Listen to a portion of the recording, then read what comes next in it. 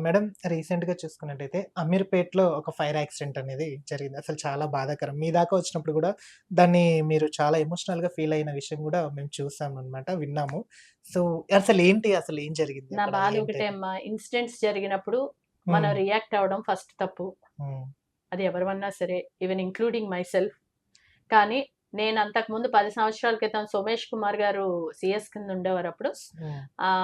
ఉన్నప్పుడు నేను అమీర్‌పేట్‌లో ఇలాగే ఇబ్బందవుతుంది అని చెప్పి ఎక్కడా కూడా గాలి ఆడట్లేదని బోర్డ్స్ అన్నీ ఏమయ్యాయంటే 2 ఫ్లోర్స్‌కి కవర్ చేసేసేవారు. ఓకే. హ్మ్. అప్పుడు ఇంక నేను గట్టిగా పోట్లాడితే సార్‌ని తీసుకొని, ఎందుకంటే that time I was a common citizen. Yes. As a hmm. BJP కార్యకర్త only I went to the problem అన్నమాట. హ్మ్. 25 ఇయర్స్ నుంచి నేను ఆల్రెడీ బీజేపీలో ఉన్నాను కాబట్టి, ఐయామ్ ఇంటూ సర్వీస్ కాబట్టి that's a part of service కాబట్టి వెళ్ళడం జరిగింది. వెళ్ళినప్పుడు ఆ బోర్డ్స్ అన్నీ కూడా హాఫ్ బోర్డ్స్ చేయించాను. ఏంటి కంప్లీట్‌గా బాల్కనీ కవర్ అవ్వకుండా. హ్మ్. కానీ ఎంత చేయించినా పర్మనెంట్ సొల్యూషన్స్ చేయడానికి అక్కడ ఎవ్వరు కూడా వచ్చి నెలకొకసారో, 6 నెలలకొకసారో డిపార్ట్‌మెంట్ వెరిఫికేషన్స్ లెవ్వు. Hmm. Either there is a fire safety ఉందా లేదా చూడరు. ఎలక్ట్రికల్ ఎక్కడ బావుందా లేదా చూడరు. అలాగే ఏమన్నా వాటర్ ప్రాబ్లమ్ డ్రైనేజ్ అన్నా కలిసి ఎలక్ట్రిసిటీ బర్న్ అవుతది. అలా ఏదో ఒకటి. There is no inspections done. నాకు తెలిసినంత వరకు నేనే ఎన్నో సార్లు చెప్తే ఇన్స్‌పెక్ట్ చెయ్యండి. ఈవెన్ మాకు హాస్టల్స్ ఉన్నాయమ్మా. హ్మ్. మాకు హాస్టల్స్ ఉంటే ఎళ్లి మేము వాళ్ళకి చెప్తాం. ఏమని? ఫుడ్ ఇన్స్‌పెక్షన్ చెయ్యండి. ఎందుకంటే నాకు పిల్లలొచ్చి కంప్లెయింట్ చేస్తా ఉంటారు. నేను కూడా హాస్టల్స్‌కి విజిట్ చేస్తాను చాలా సార్లు. ఒక కూర నేను హాస్టల్ ఓనర్స్‌కి కూడా చెప్పాను. అమ్మా మీరు ఇలా నీళ్లు పోసి పెడుతున్నారే దాన్ని ఇంకా హైజీనిక్‌గా పెట్టండి. హ్మ్. పెట్టండి. దాన్ని చెక్ చేయండి, ఇన్స్‌పెక్ట్ చేయండి అని ఫుడ్ ఇన్స్‌పెక్టర్స్‌కి. ఎక్కడా కూడా అడ్మినిస్ట్రేషన్ ఫెయిల్యూర్స్. హ్మ్. Any department you call. ఇవాళ పిలిస్తే 3 రోజులకొస్తారమ్మా. హ్మ్. ఆ 3 రోజుల్లో ఏం ఇన్స్‌పెక్షన్ చేశారు? There is no report. There is no record. What are they doing? Okay. Hmm. So, మీరెంత ఫైట్ చేషినా గూడా ఇక్కడ యూజ్‌ఫుల్ అనేది లేదనమాట. చిన్న చిన్నయి సాల్వ్ చేయగలిగాను. బట్ నేననుకున్నంత సాల్వ్ అయ్యింది హ్మ్. సమస్యలు అని నాకనిపించట్లేదమ్మా. ఓకే. హ్మ్. ఇంకా బెటర్ అవ్వాలి. ఇంకా ద బెస్ట్ అవ్వాలి. ఎందుకంటే Ameerpet is not a small thing. World wide Ameerpet అంటే ఒక హబ్. హబ్. హబ్ ఆఫ్ హ్మ్. స్టూడెంట్స్ అండ్ కోర్సెస్‌కి హ్మ్. ఎవరన్నా సరే మీరు అమెరికా టు అమీర్‌పేట్ అంటారు. అవును.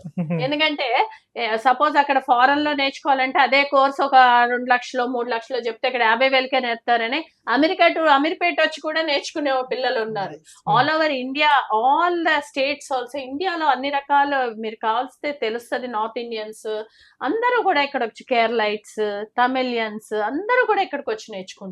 హ్మ్. అంటే మనకి అది ఒక రకంగా yes we are proud that Ameerpet is that giving a very good knowledge ఈ గ్రౌండ్ నుంచి. ఓకే. కాబట్టి దానిని మనం ఎందుకంటే దేశం, ప్రపంచం మనల్ని గుర్తిస్తుంది అంటే మన అమీర్‌పేట్‌ని ఎంత బాగా చేసుకోవాలి, దాన్ని ఎంత సుందరీకరణ చేసుకోవాలి. హ్మ్. సుందరీకరణ ఎక్కడుంది? మీరు ఇంకోటి అబ్జర్వ్ చేసారా? విలేజెస్ ఉన్నాయి. అవును.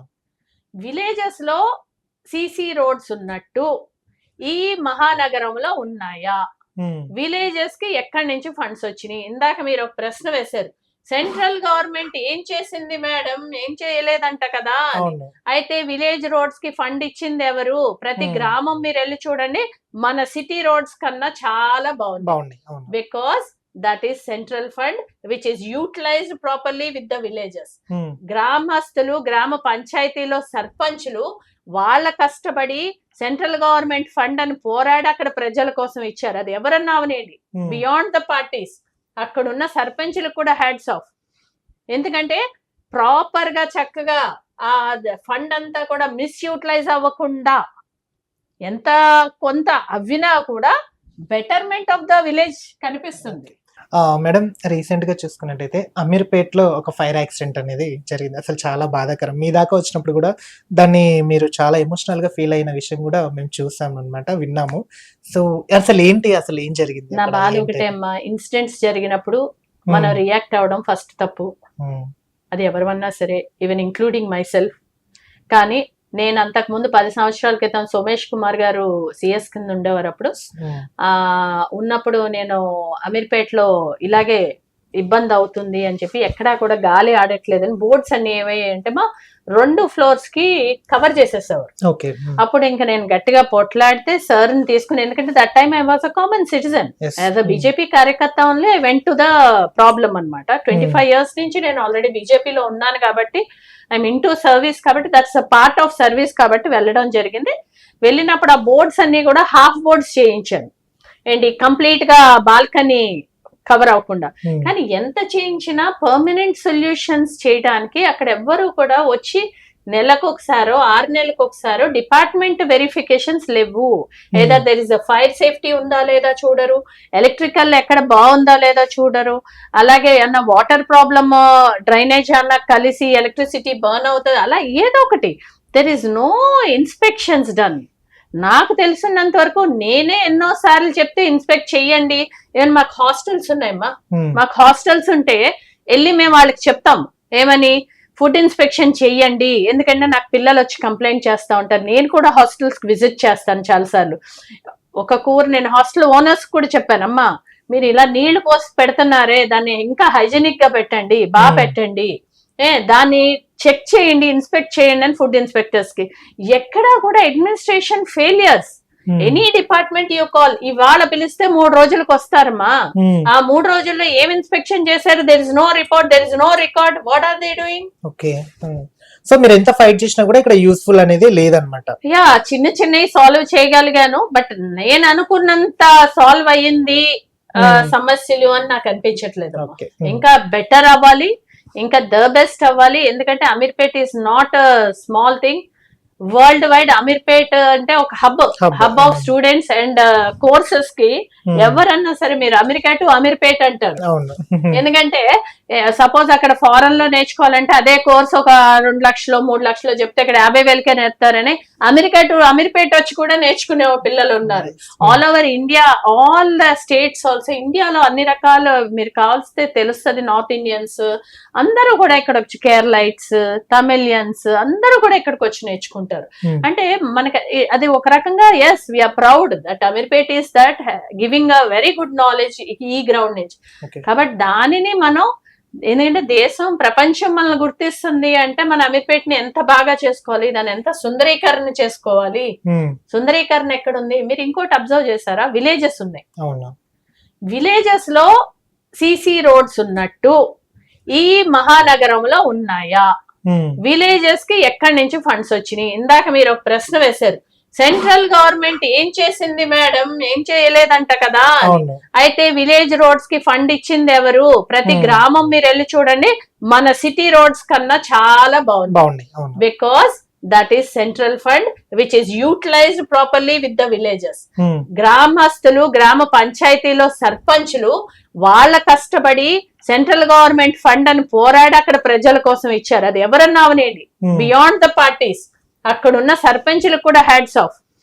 ఎందుకంటే ప్రాపర్ గా చక్కగా ఆ ఫండ్ అంతా కూడా మిస్యూటిలైజ్ అవ్వకుండా ఎంత కొంత అవ్వినా కూడా బెటర్మెంట్ ఆఫ్ ద విలేజ్ కనిపిస్తుంది. మరి సిటీలో ఎందుకు లేదు? మేడం, రీసెంట్ గా అంటే ఒక హైడ్రా అనేది ఇక్కడ హైదరాబాద్ లో నడుస్తుంది అండ్ ఖమ్మంలో కూడా రీసెంట్ గా చూసాం అనమాట. దాని మీద బీజేపీ ఎందుకు మాట్లాడదు మేడం అసలు? అంటే ఎక్కడ అంతమంది గోసని చూస్తున్నా కూడా ఇప్పుడు మళ్ళీ ఇంకోటి ఏంటంటే 500 కోట్లు పెట్టి గాంధీ గారి విగ్రహం పెట్టాలని చెప్పేసి కూడా రేవంత్ రెడ్డి గారు నిర్ణయం తీసుకున్నారు. మరి ఆ విషయంలో ఎందుకు బీజేపీ పార్టీ మాట్లాడట్లేదని ప్రజలు అంటున్నారు మేడం. దాన్ని ఎలా చూడొచ్చు? లేదపా, హైడ్రా గురించి ఆల్రెడీ మేము క్లియర్ గా మా స్టేట్మెంట్స్ మేము ఇచ్చాం. ఏమని, ఎక్కడైతే ప్రజలకి అసౌకర్యంగా ఉంటుందో, రేపు ఫ్యూచర్ లో మనకి కెలామిటీస్ రాకుండా ఈ నాలాలు గాని లేకపోతే కాలువలు గాని చెరువులు గాని ఇబ్బంది లేకుండా ఉన్న కాడ మేము కూడా సహకరిస్తాం, ప్రజలకి మేము కూడా సర్ది చెప్తాము.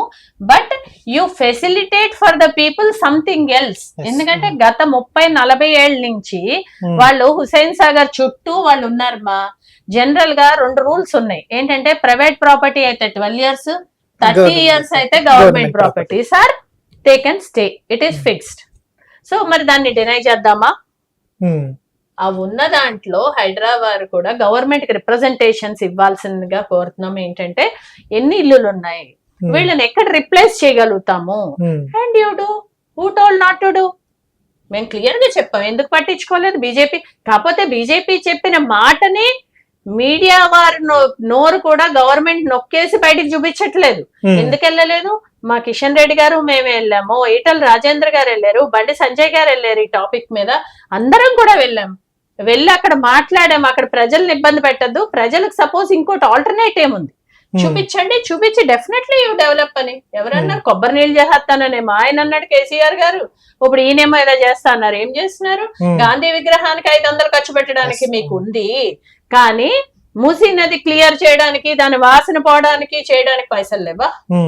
దానికి కూడా క్లియర్ గా ఆ రోజు అన్నారు డిపిఆర్ పెట్టాము 300 కోట్ల, ఏంటంటే డిపిఆర్ లోనే క్లారిటీ లేదు అని ఆ రోజు వాళ్ళు కూడా ఒప్పుకున్నారు. మేము అడిగితే ప్రశ్నించాము ఆ రోజు, భారతీయ జనతా పార్టీ మా నాయకుడు ప్రశ్నించారు. ప్రశ్నిస్తే అది క్లియర్ గా వాళ్ళు చెప్పిన దానికి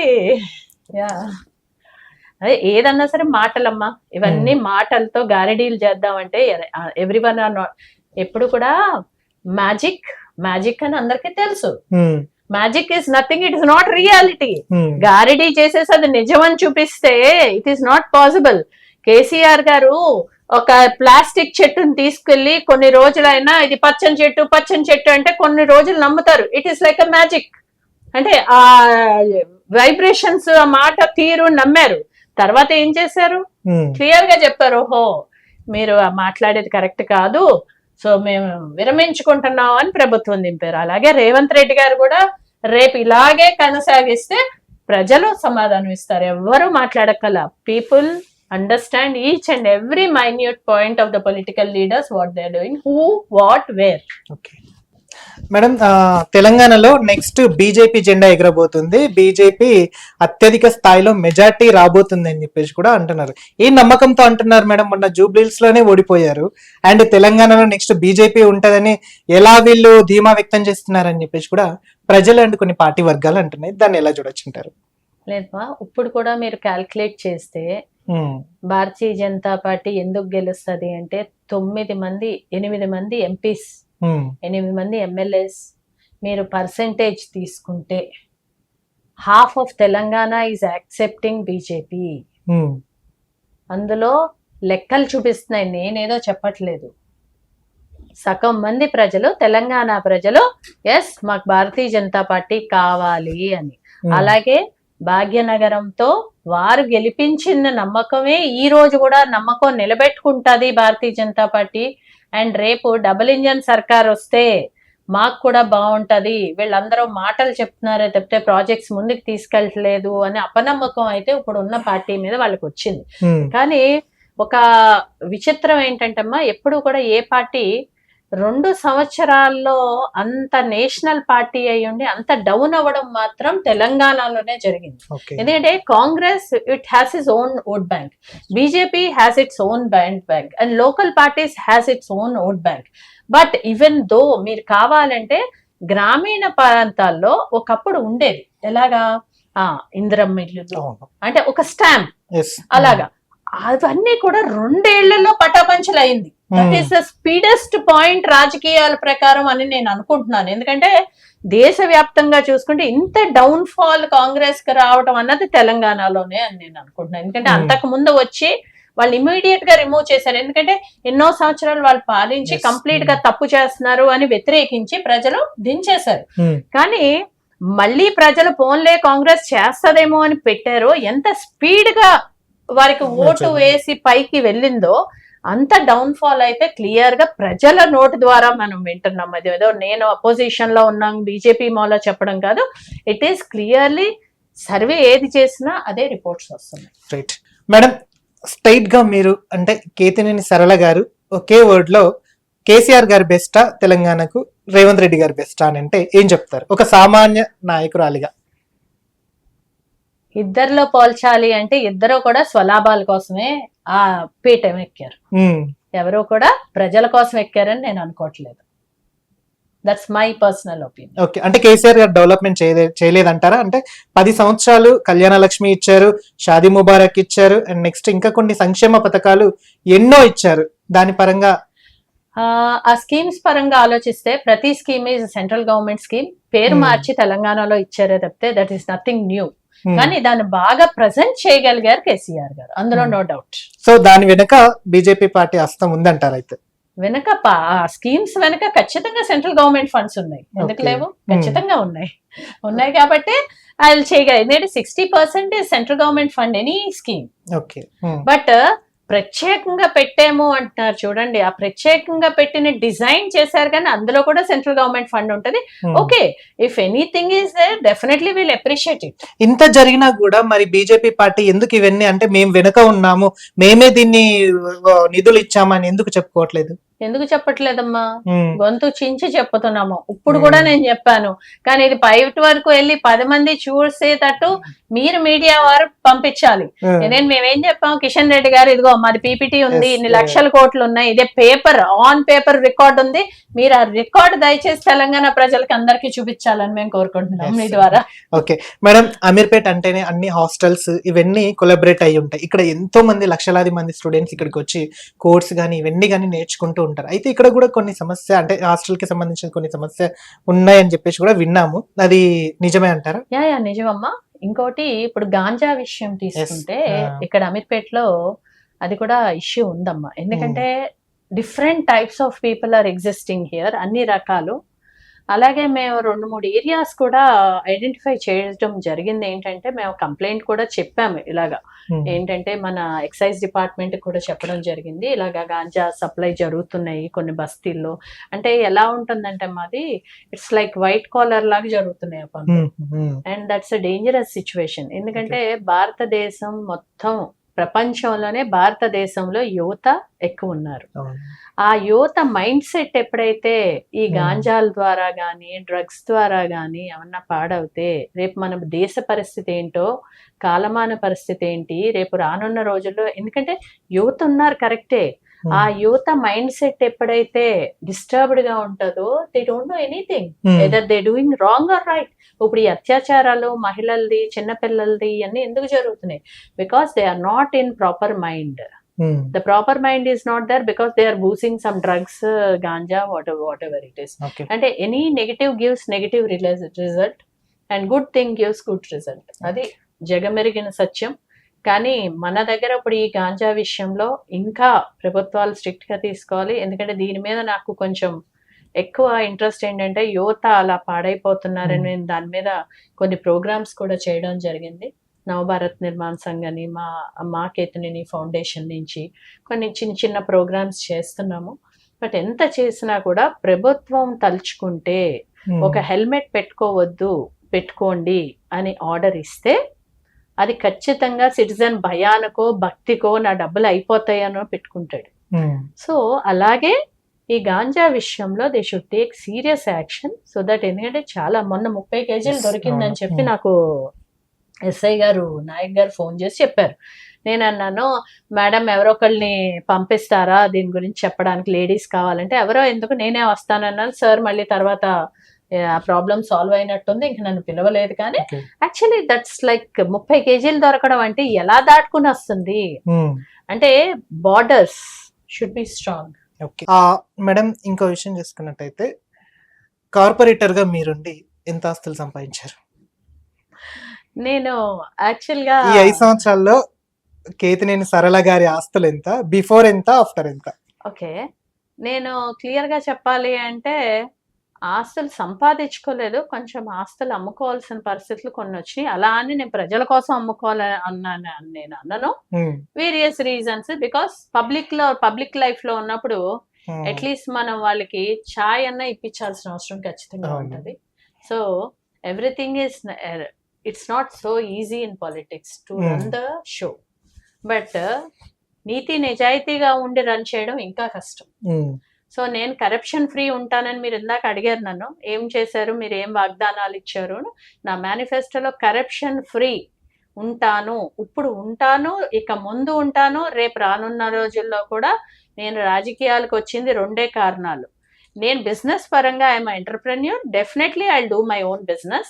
ఎందుకంటే నాకంటూ ఏదో వృత్తి లేకపోతే నేను నా జీవనోపాధి నడవదు.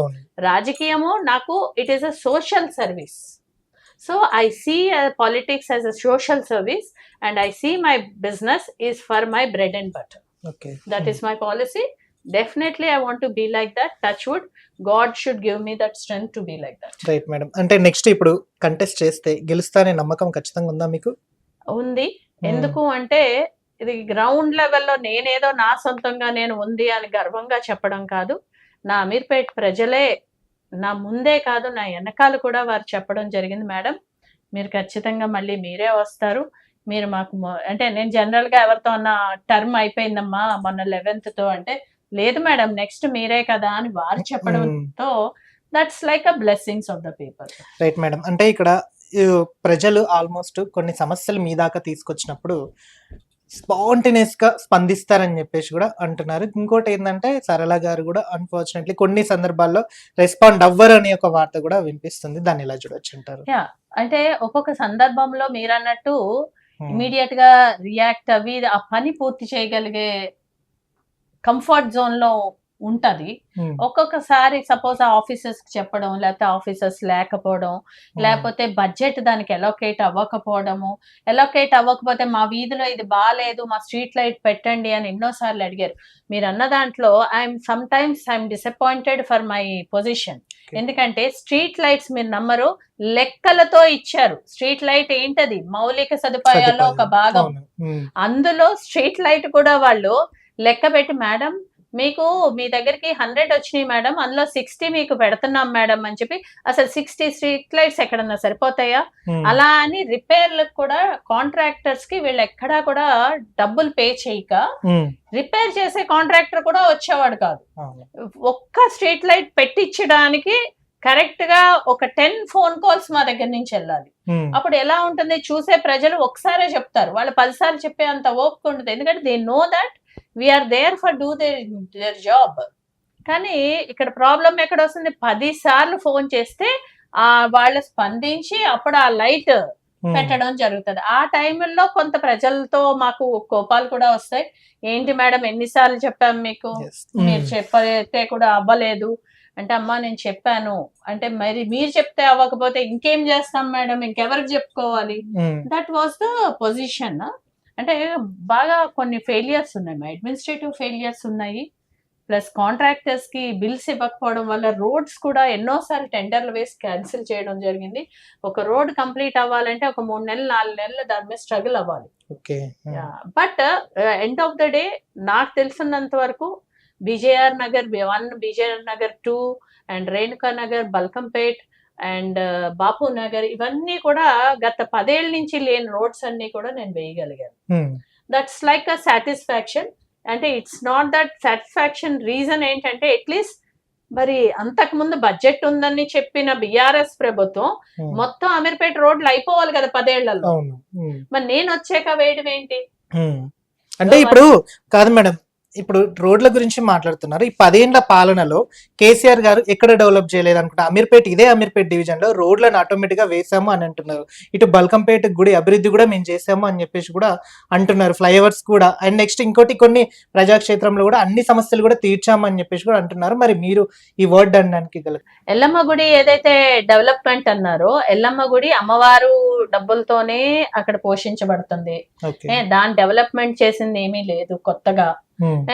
మీరన్నట్టు అలా అంటే మేమే చెప్పాలి ఏంటంటే ప్రధానమంత్రి గారు మోదీ గారు అప్పుడు అక్కడ ఏదైతే టూరిజం ఫండ్ తో మన ఎల్లమ్మ గుడి వెనకాల 5.5 కోట్లతో ఇప్పుడు మేము సత్రవ్ కడుతున్నాం. అంటే ఇట్స్ లైక్ ఫంక్షన్ వీళ్ళందరూ చేసుకుంటారు కదా మన అమ్మవారికి మొక్కు తీర్చుకోవడానికి 5.5 crores నుంచి సెంట్రల్ గవర్నమెంట్ నుంచి శాంక్షన్ చేయించుకుని ఎల్లమ్మ గుడి అని కాదు.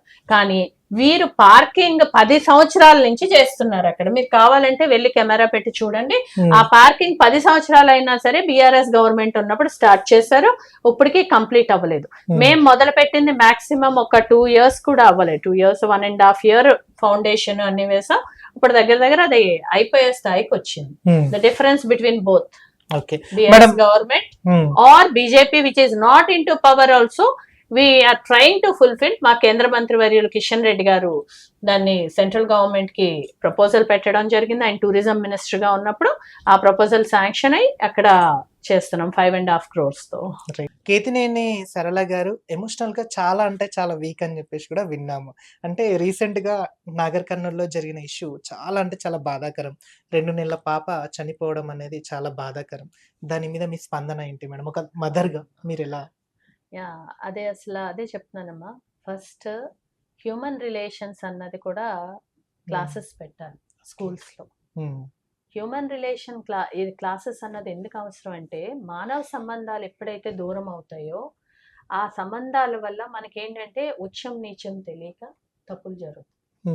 ఆ ఉచ్చం నీచం తెలియాలంటే ఈ సంబంధం ఎంత విలువైంది, ఈ మానవ సంబంధం అన్నది మనకి పిల్లలకి ఇప్పుడు స్కూల్స్ లో హ్యూమానిటీ క్లాసెస్ ఖచ్చితంగా పెట్టాలి. అంతకుముందు మనకి మారల్ సైన్స్ అని ఉండేది. ఇప్పుడు కొత్తగా ప్రధానమంత్రి గారు ఎన్సీఆర్టీ బుక్స్ లో కొత్త పాలసీలో ఎన్ఐసిలో నేషనల్ ఎన్ఈసి పాలసీలో ఎడ్యుకేషన్ ఎన్ఈపి నేషనల్ ఎడ్యుకేషన్ పాలసీలో కొత్త నామ్స్ తెచ్చారు. ఏంటి, మారల్ సైన్స్ పెట్టండి, స్కిల్ డెవలప్మెంట్ పెట్టండి. అంటే చిన్నతనం నుంచే. యాక్చువల్లీ సింగపూర్లో నాకు తెలిసి my father was a merchant navy captain అనమాట. So when I was small also they use to have the skill development programs at that time in Singapore.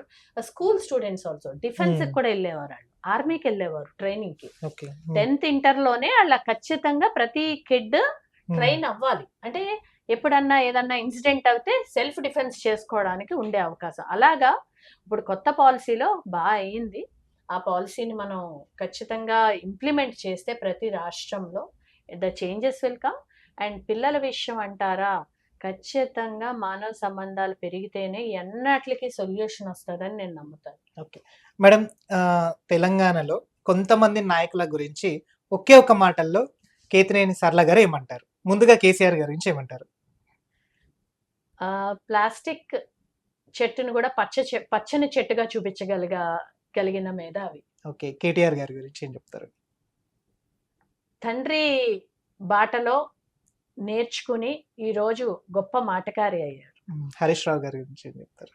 Harish Rao గారు he is a practical person and he can do things in any way. Kavitha గారి గురించి ఏం చెప్తారు? ఒక మహిళగా ధైర్యవంతురాలే, కానీ దాన్ని దుర్వినియోగం చేసుకోవడం వల్ల ఈ రోజు మేము సిగ్గుపడుతున్నాం. కాంగ్రెస్ పార్టీకి వస్తే సీఎం రేవంత్ రెడ్డి గారి గురించి సరళ గారు ఏం చెప్తారు? రేవంత్ రెడ్డి గారు కష్టంతో పైకి వచ్చారు, కానీ ఆ కష్టాన్ని నిలబెట్టుకుని రేపు రానున్న రోజుల్లో ఆ వయసులో ఆ స్థాయికి వెళ్ళారు అంటే ఆ స్థాయిని నిలబెట్టుకోవాల్సిందిగా కోరుకుంటున్నాం. డిప్యూటీ సీఎం బట్టి గారి గురించి ఏం చెప్తారు? వారు అనుభవజ్ఞులు, ఆ అనుభవాన్ని రాష్ట్రం కోసం ఉపయోగిస్తే బాగుంటుంది. పొంగులేటి శ్రీనివాస్ రెడ్డి గారి గురించి? ఐ థింక్ వారు బిజినెస్ మ్యాన్ అనుకుంటే ఎక్కువ. సో వారు ఆ బిజినెస్ ని పెట్టి కొంచెం సర్వీస్ కూడా ఇన్వాల్వ్ చేస్తే బాగుంటుందేమో. సీతక్క గారి గురించి ఏం చెప్తారు? ఒక మహిళగా she is a great lady and రాజకీయ పరంగా ఇంకా ఆవిడ పోరాటం చేయాల్సిన అవసరం ఖచ్చితంగా. కొండా సురేఖ గారి గురించి? ఆవిడ కష్టం సుఖం తెలిసిన మనిషి అని నేను అనుకుంటున్నాను. సో అది ఏదున్నా పబ్లిక్ కి ఉపయోగించాలి. కిషన్ రెడ్డి గారి గురించి? ఆయన సౌమ్యుడు, ఆయన లాజికల్ గా ఆన్ పేపర్ రికార్డ్ పరంగానే ముందుకెళ్తారు. ఈటెల రాజేందర్ అన్న గురించి? వారికి లౌక్యం తెలుసు, ప్రజల నాడి తెలుసు, కాబట్టి ప్రజల నాడితో అనుగుణంగా ముందుకెళ్తారు. బండి సంజయ్? ఆయన చాలా ఫెరేషియస్ గా హిందూ భావం తీసుకుని మన దేశం మన ధర్మం ఉండాలి అని ముందుకి. రామచంద్ర గారు? ఆయన ఒక లీగల్ గా and he's a subject oriented person. Okay, చివరిగా మీరు గవర్నమెంట్ ని ఏం ప్రశ్నించారు అడగాలనుకుంటున్నారు? ఇప్పుడు దగ్గర 2.5 సంవత్సరాలు అయింది, ఇంకా 2.5 సంవత్సరాలు ఉంది. కాబట్టి ఈ టైం ని ప్రాపర్ గా యూటిలైజ్ చేసుకుని ప్రజలకి కావలసిన ముందుగా మౌలిక సదుపాయాలు ఇవ్వండి అని మీ ద్వారా. మాకు డల్లాస్ వద్దు, ఫ్యూచర్ సిటీస్ వద్దు, ఏమొద్దు. ప్రజలు కూడా కోరుకునేదే వాళ్ళు కట్టే ట్యాక్స్ కి న్యాయం చేసి మనకు మౌలిక సదుపాయాలు. మహానగరం అని చెప్పుకునే మొత్తం ఇప్పుడు 300 డివిజన్స్ చేశారు, 150 డివిజన్స్ కే ఇంకా మౌలిక సదుపాయాలు లేదు. రేపు ఇప్పుడు ఉన్న గ్రామాలు ఏదైతే అందంగా ఉన్నాయో ఆ అందమైన గ్రామాలను కూడా ఇలా స్మార్ట్ సిటీలా లేకుండా నాలాలు పొంగిపోవడము, డ్రైనేజీలు కలిసిపోవడం లేకుండా బాగా దాన్ని నిజంగానే ఫ్యూచర్ సిటీగా చేస్తే బాగుంటుందని మీ ద్వారా కోరుకుంటున్నాం. Thank you madam. Me Thank you, అమూల్యమైన ma'am. సమయాన్ని మా ఛానల్‌కి కేటాయించినందుకు థ్యాంక్ యూ మా వెరీ ఛానల్ మచ్. తరపు నుంచి మీకు ప్రత్యేకంగా ధన్యవాదాలు. చూసారు గదా! ప్రజాక్షేత్రంలో ఎక్కడ ప్రాబ్లమ్ ఉన్నా నేను ముందుంటాను. అమీర్‌పేట్ ప్రజలు నేను పెట్టుకున్న నమ్మకాన్ని అమీర్‌పేట్ ప్రజలు నాపై పెట్టుకున్న నమ్మకాన్ని నేను ఎప్పటికీ వమ్ము చేయనని కేతినేని సార్ల గారు అంటున్నారు. అలాగే ఎప్పుడైనా ఏ సమస్య ఉన్నా సరే గాని నా దగ్గరికి వచ్చినా గూడా నేను వారిని వెంటనే పరిష్కరిస్తానని చెప్పేసి కూడా మేడం గారు అంటున్నారు. చూద్దాం, మరి కార్పొరేటర్ ఎలక్షన్ దగ్గర కూడా సమయం వస్తుంది. మళ్ళీ మేడం గారు గెలవాలని మనస్ఫూర్తిగా కోరుకుంటున్నాం. Thank you.